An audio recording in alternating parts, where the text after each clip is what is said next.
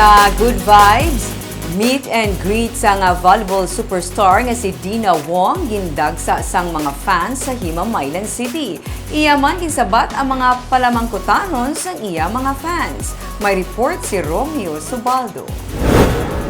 Libo-libo nagdagsa nga fans gikan pa sa nagkalain-lain nga mga banwa kag syudad sa Negros Occidental para sa meet and greet sa volleyball superstar nga si Dina Wong sa Himamaylan City sang Domingo. Game si Boss D sa pagsabat sa pila ka mga palamangkutanon gikan sa iya nga mga fans. Pati ang napili niya nga jersey number 3 napamangkutan pa. Tell us a little trivia behind your jersey number 3. Kasi ako naiintriga eh. Kasi kahit ako naiintriga, ano ba yung story behind ng jersey number 3? Funny story actually. So, nung grade school kasi, uso pa kasi yung class numbers.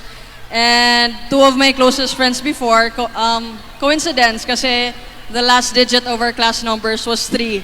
So 3, 13, and 33. And doon, parang I fell in love with the number and the rest is history na. So, Okay, yun! Kung matagaan sang tsansa kung ano nga posisyon ang iyapilion, luyag ni Boss D nga magdepensa. Aside from the position you've played in your previous games, what other position would you like to take if ever you were given a chance in the near future? well, actually, nalaro ko na siya before. So, libero. So, I love defending. So, that was really my dream position before. Pero syempre, we can't complain. Ngayon, setter. So, Setter. Sunod sa iya, sa kasakuon niya sa subong, may mga bagay nga kinahanglan niya nga i-give up. Pero mensahe niya sa mga kabataan, hindi mag-quit sa kung anuman ang nasuguran. well, lagi ko tong sinasabi kasi, so, for us athletes, it's not an easy job talaga to be an athlete. So, if you think of quitting, if you think of stopping, just remember why you started it in the first place. So, wag kang susuko, balikan at balikan kung bakit ka nagsimula ng isang bagay. Sunod sa kay Himamaylan City Mayor Raymond Tongson ang pagdala kay Boss D sa Himamaylan, ang panugod pa lamang sang pagbalik sa mga events nga magadala sang kalipayan sa mga tawo. Simbolo lang ini sang ginatawag nga pagsugod sang pagsinadya diri sa Himamaylan City.